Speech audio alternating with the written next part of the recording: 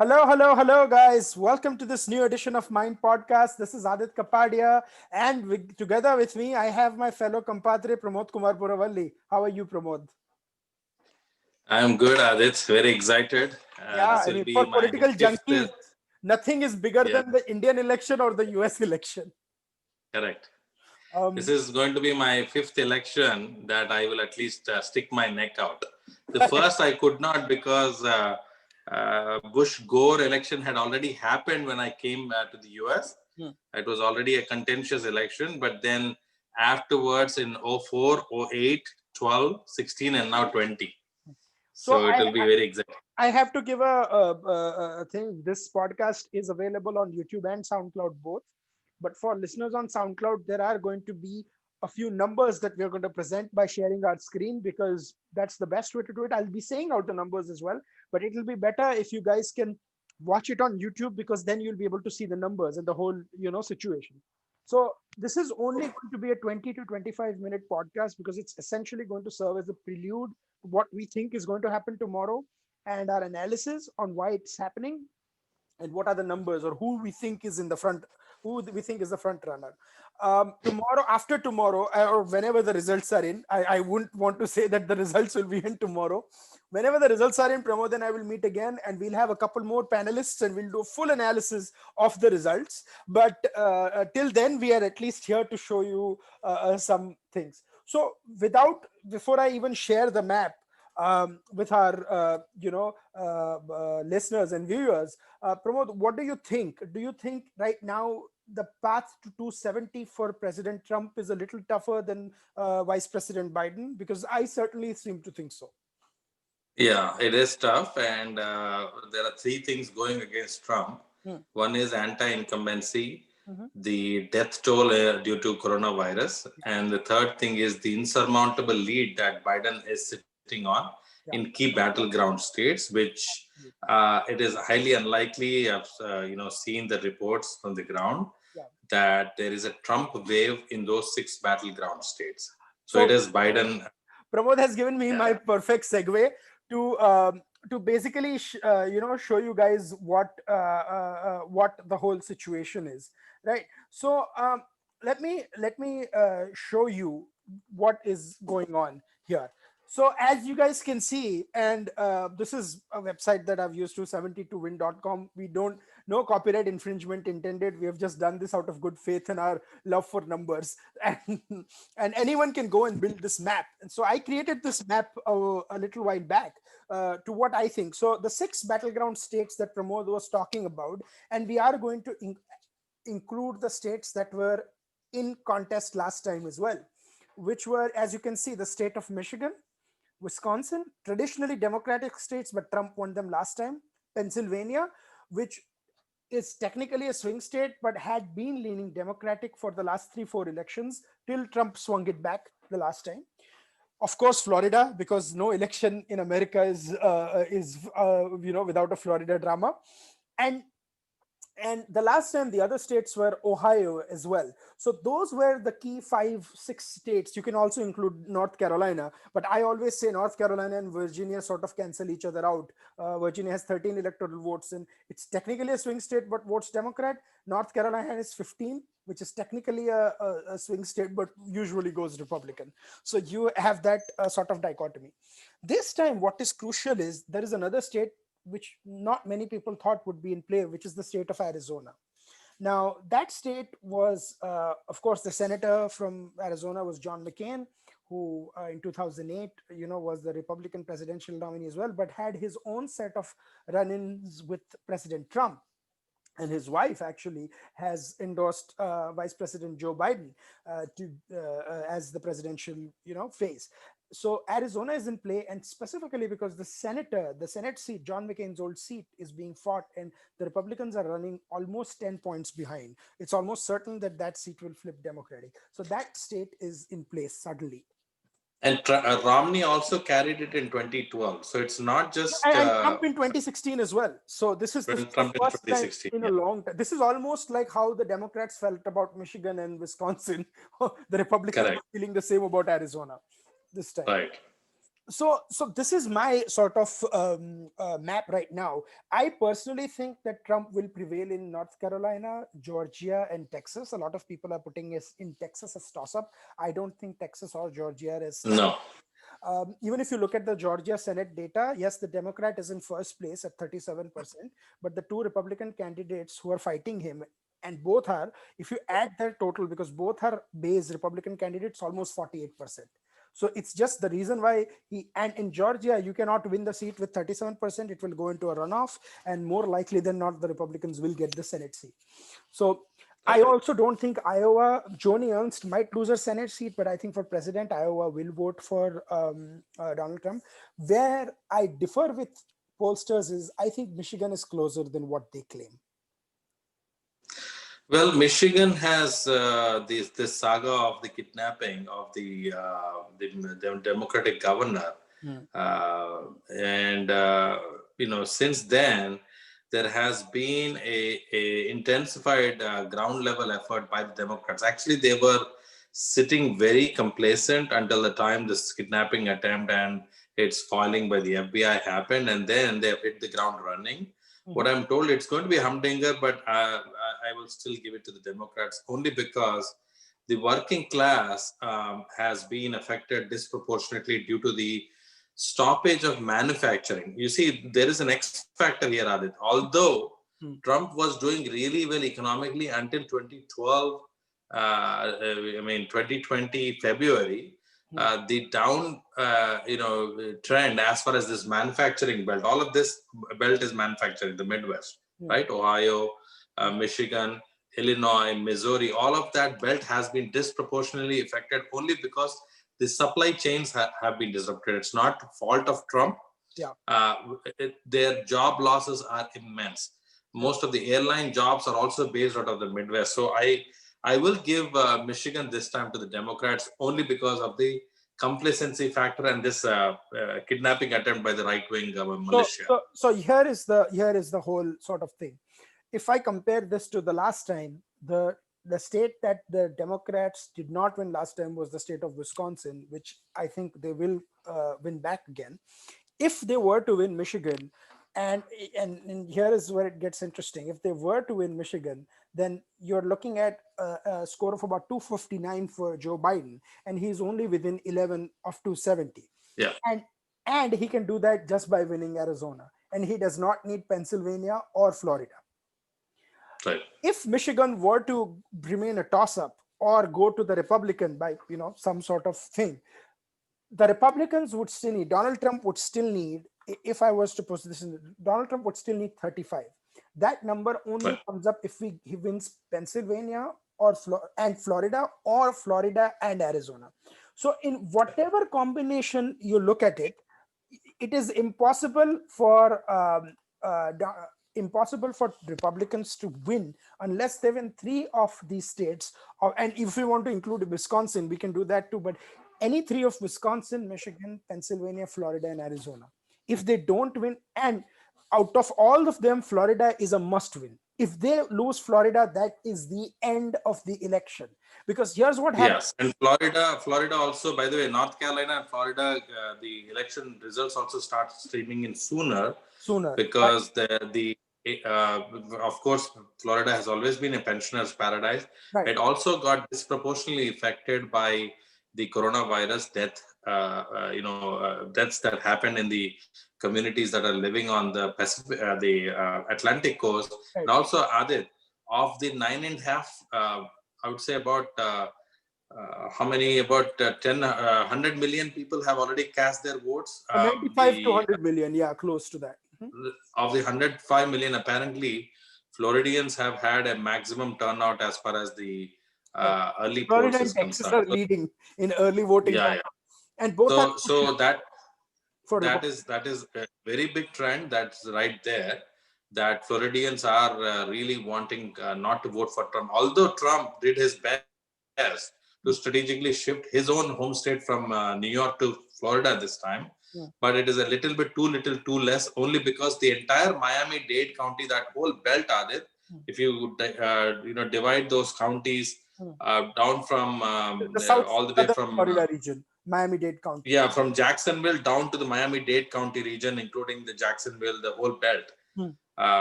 That belt is completely pensioners who move from liberal states. These are people who are 65 plus.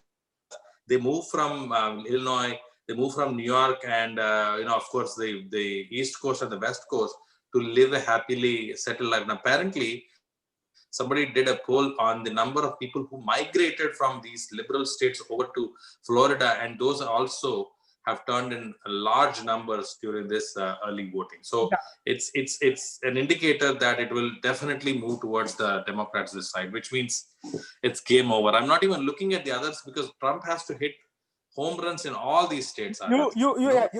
Trump can still lose in Pennsylvania and win the election if he wins one of Michigan or Wisconsin, Arizona, and Florida. But here's what happens. If Biden wins Florida, and if I add that to there, that's it. He's at 270. And he doesn't even need Michigan, Pennsylvania, or Arizona. And this is with Trump winning North Carolina. If Biden were to win North Carolina, then you're looking at 287. And if I just look at how the polls are saying right now, then Biden is at almost close to what Barack Obama got in 2008. And that is a real possibility based on the polls that are right now.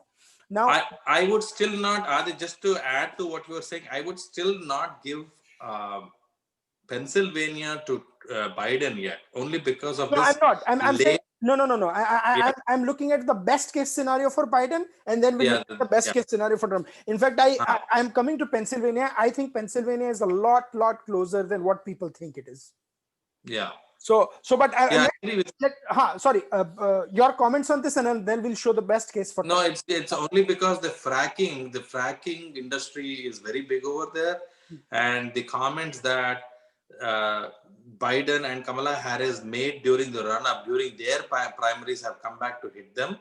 Mm-hmm. They were really sweeping Pennsylvania because he is, he lived in Scranton for a while, and he has special affinity to Pennsylvania. He identifies with that working class.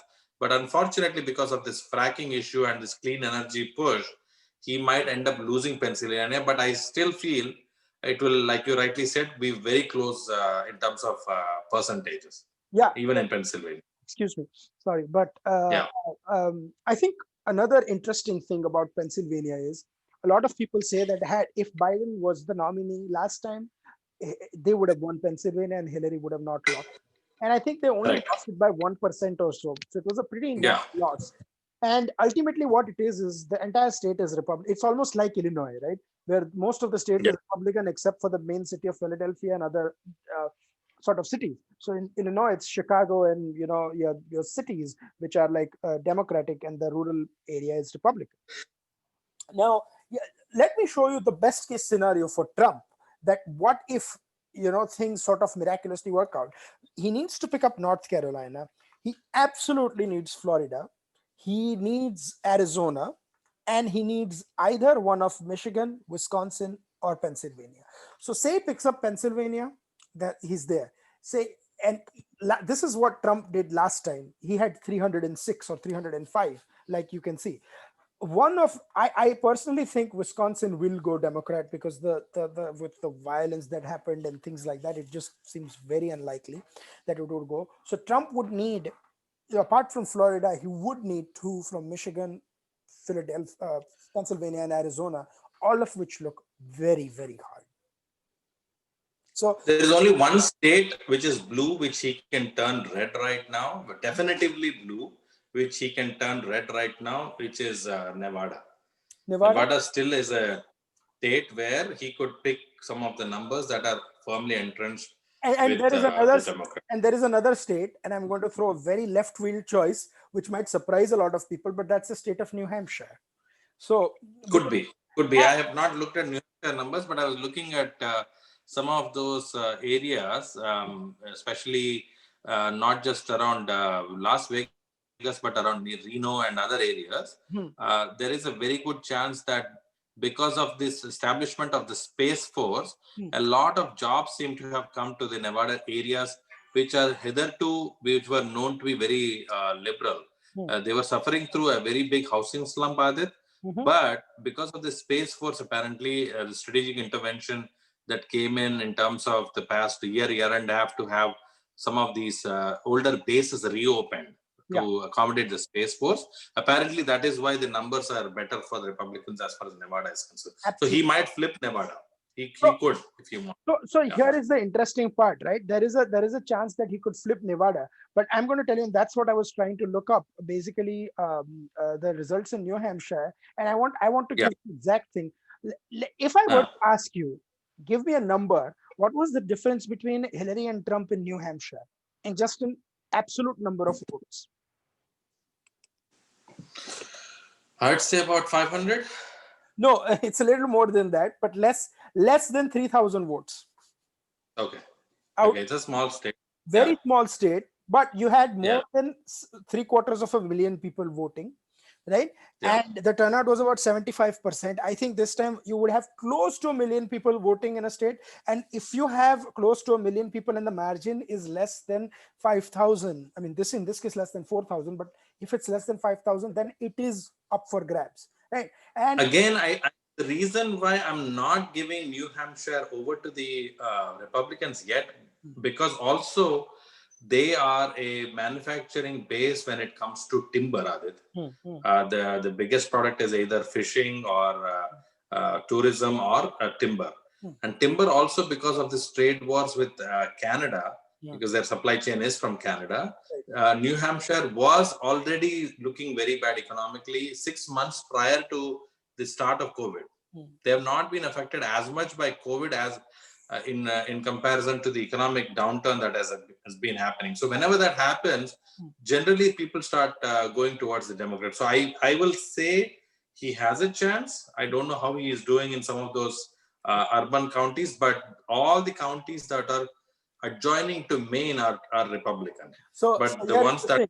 Right. So that's why the second district of Maine is Republican, which he won yeah, last time also, because Maine and Nebraska give split district, but that doesn't count yeah, much because Nebraska one district goes Democrat, Maine one goes Republican, and they cancel each other out. yeah, But George W. Bush actually won New Hampshire in 2000, and that's what helped him. People remember Florida because that put him over 270, but it put him at right, 261.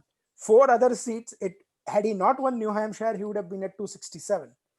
So yeah, let's put a hypothetical scenario with which, say, Trump wins New Hampshire and Trump wins Nevada. He picks up that, say.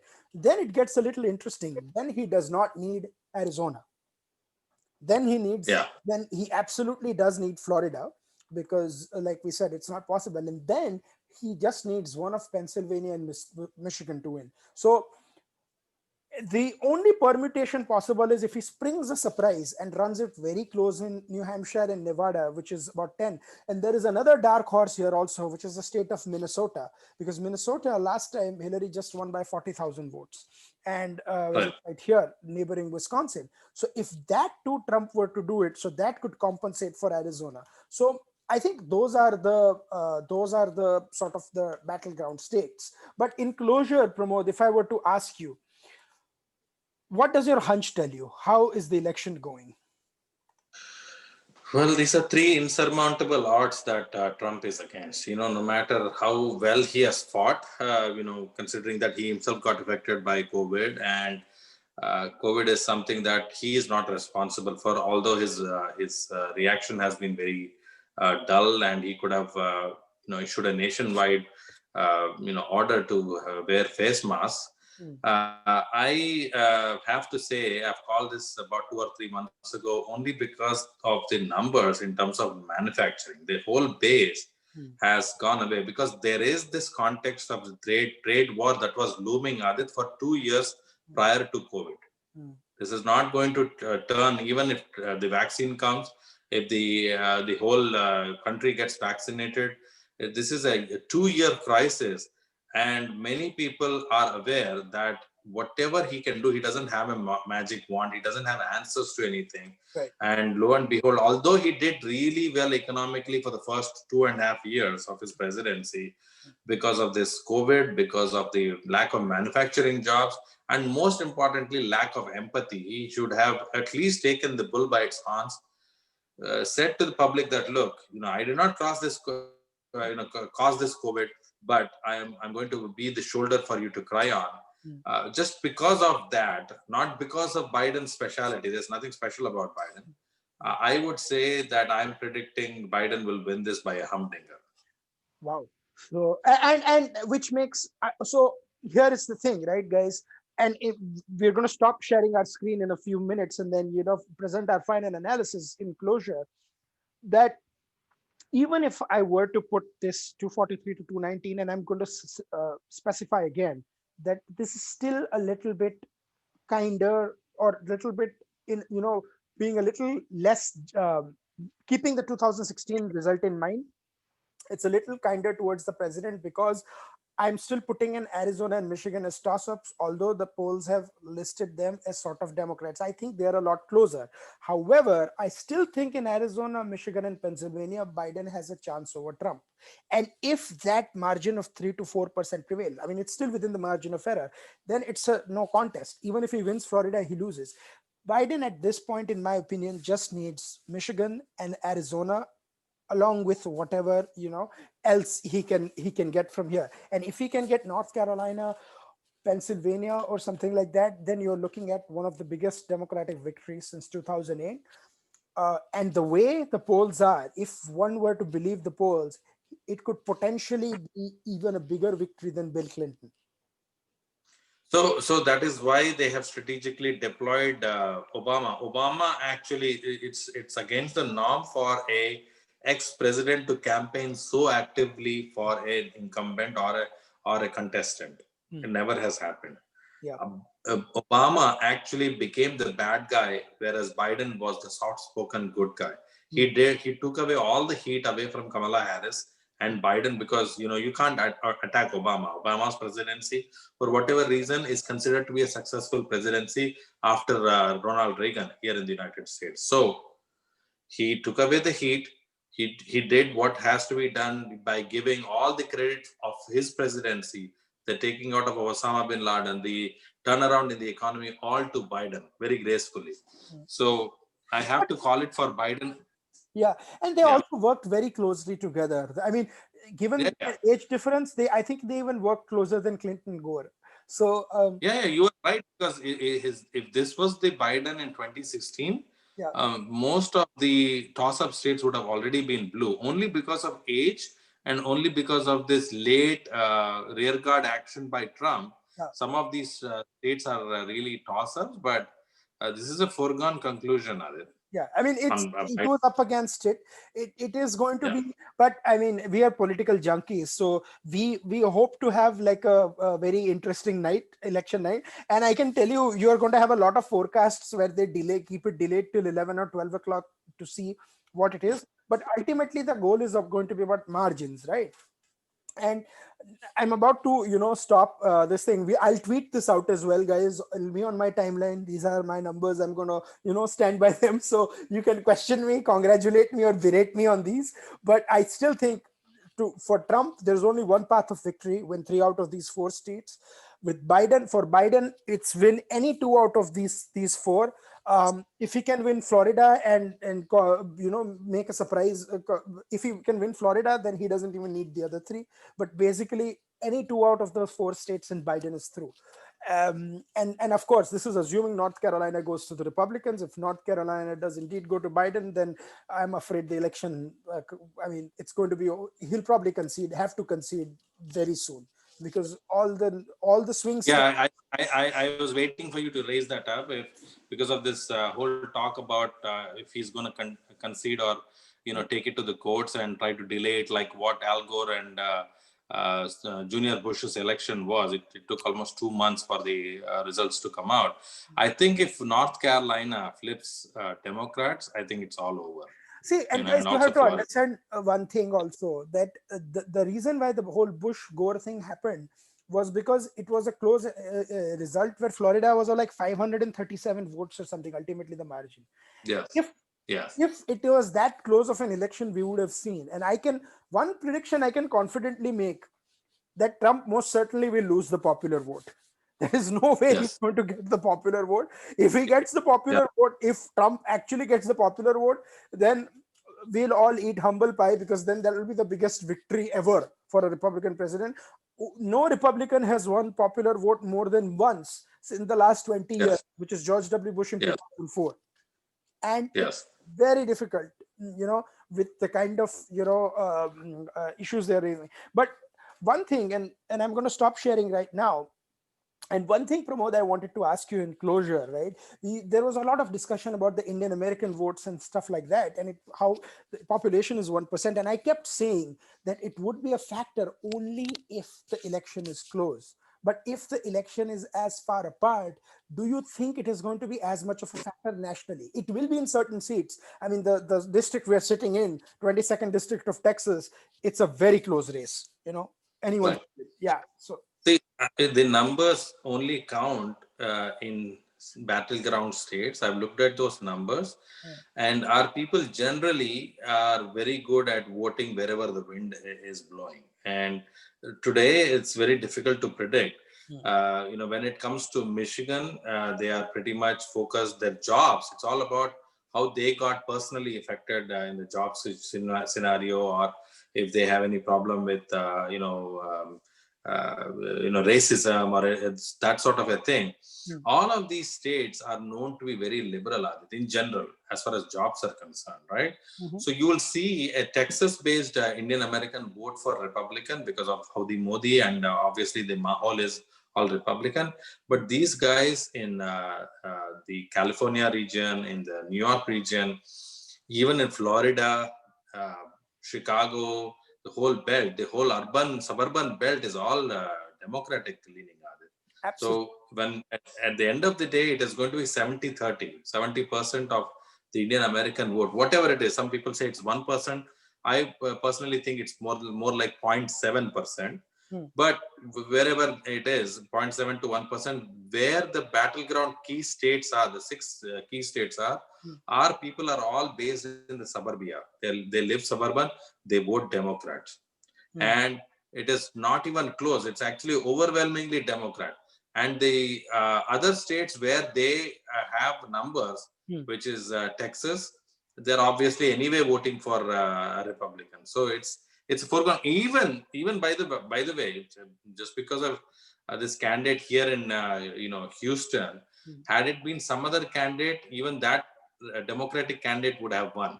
It's just because that one candidate is very contentious, and he's very controversial. He's not getting the vote of the Indian American community. But next time, if the Hindu American community props up a decent candidate based on consensus, even a Democratic ticket, that Texas District 22 can become a Democratic And ticket. well, it's a little complicated also because of the drawing of the district lines and stuff.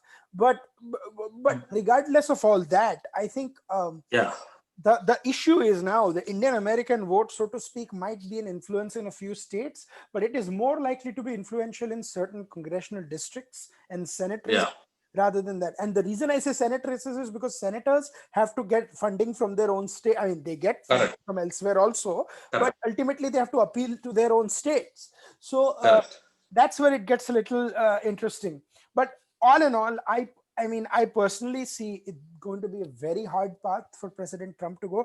Now, if President Trump does try to make it a contest and it does get like very close, because guys, see, it's all about turnout, right? We are recording the podcast the night before the election. If there is 60-70 million people that show up to vote tomorrow, and there is a late surge in favor of President Trump, you might see a very close election. But for even if Trump wins, I think it's going to be a very close win. With Biden winning, it could be either a close win or a huge win, but I don't think President Trump can run the table, to use an American phrase, with No, there is no, exactly. There is no wave in favor of Trump. Unfortunately, this is the bad news. I've been, looking at the numbers. You're absolutely spot on. It can be either a close win for either or a huge win for Biden. yeah. The close win being, again, so many X factors, and it's completely like you rightly said, it's so stacked up against Trump. Again, Yeah. it's only because of the late sort of surge in the people to try to go and register. That whole process of registration, that overconfidence, I don't know what it is with the Republicans. They were so overconfident that they even did not do a voter registration drive. What the Democrats were planning all along, under the undercurrents of this Black Lives Matter, all of these other movements that they were carrying forward, is exactly what they were doing. Very smart play on the ground. Which, And that's but it's a cogent strategy because the Democrats don't vote. Traditionally, the Republicans do vote, and the core Democrats correct. don't. Correct. And so this was sort of almost a reversal. Plus, with the values voters, Trump is not much very Yeah. popular. Also, his Supreme Court Correct. justices maybe, but he isn't. So that, but I have to Yeah. end right here. But before we end, do you think are we to see any surprises, or do you think it's going to be an early night tomorrow? I don't think it will be an early night. It will be very late night. They will be very reluctant to call in only because the nature of Trump is not to give up. He's still going to be president for 2 more months after the election. This is the weird part. The loser, whoever it is, has to bear the ignominy of staying in the White House for 2 months as a lame duck president. But I just want to have a quick segue, just a quick 1 minute, if you permit me, Please. on the Indo-American relationship, because there's this whole talk on what will happen if a Democrat comes to power, and what does it mean for India? Yeah. Considering all things said and done, the massive anger against China, Yeah. the Western world has realized that no matter who is in power in India, and they have also, by the way, realized that the BJP is going to be in power for a very long time. It is going to be the new Congress, Right. whether it is Modi, tomorrow Shah, or Yogi Adityanath, whoever it is. They have a lineup of Or leaders that will someone take else. the, Who knows? or somebody. So they know that they have to play ball with the administration, and they will toe the line. And the line is set by the deep state, which sets the narrative, which sets the foreign policy, which controls the currency. They are the ones which will tell the Biden administration that, look, it's not lucrative for you to talk about Pakistan anymore. You could have gotten the highest civilian award from them, but hey, it doesn't matter. It's not in our interest. Our interests are with India, Indo-Pacific, right? Our interests are to make sure that India gets strengthened and gets all the weapons it requires, and the economic partnership. Kamala Harris can, she's a quintessential politician. She's going to be the X factor in this coming Also, administration, don't only because, discount that if Biden does win, there will be a few Republican voices that will be accommodated, which sort of of represent course, deep state. So it's of course, we are, even if Trump wins or Biden wins, we are set for a very interesting 2 months. If Trump wins, yes, he's going to be bullish for the next 2 months before he gets inaugurated yeah, again, and almost set yes. up for this. And if Biden wins, and if the Democrats do hold the House and the Senate, this will be after a long, long time that the Democrats have run the table, so to speak. And so then you're going to see who is in the transition team. Is it the old Obama guard because of what Obama has done with the Rahm Emanuels and others? Or is it going to be the core Biden guard, the centrists, the John Kasich, who are becoming very unpopular with the current left wing of the Democratic Party? Something with the Wall Street Journal also warned about in its editorial. I've always said that this is the last chance for the Republican Party, and they redeemed themselves by getting an outsider, rank outsider in Trump, to basically get them out of the woodworks. The same applies for the Democratic Party. The kind of marriage of convenience they now have with the Antifa and the deep left, they have to break that shackles to come out of it. Otherwise, you'll see a new party come out, both from the right and the left side, and you never know what it is going to be called. Absolutely. Well, But it's good news for India. yeah. It's good news for India either way, Adit, and these are interesting times, very important times ahead for अभी India. अभी सब आज ही मत बोल दो, कुछ post election के लिए भी बाकी रखो. Yes, yeah, we yes. we have a whole post election show planned. Because I'm not giving you time. Then I will do.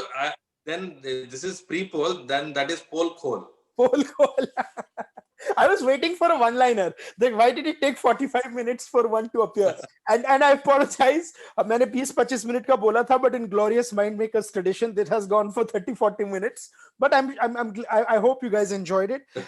I know we had been telling, but we wanted to wait, till we get our numbers together to get together and talk to you guys about it. So I hope for the next 24 hours, till when the when the polls open. You guys, this is something you guys can go on, and then maybe after you can send us bouquets or completely bash us saying इन दोनों को तो कुछ आता ही नहीं है और ऐसे ही numbers लेके बैठ गए.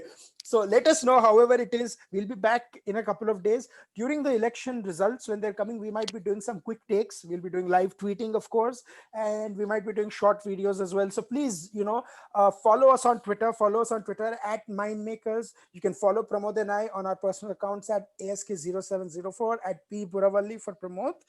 And please let us know what you thought about the podcast, and look forward to interacting with all of you on what promises to be a humdinger tomorrow night. So thanks again, Pramod. We're not doing the usual recommendations, guys, क्योंकि 24 घंटे में No. क्या देख लोगे. Go watch the news or go watch a movie, and watch something light before the networks come tomorrow. Yeah. That's it from Pramod and I. We'll be back maybe in a couple of days with more. Thank you, guys, and thank you for tuning in. Okay. Thank you.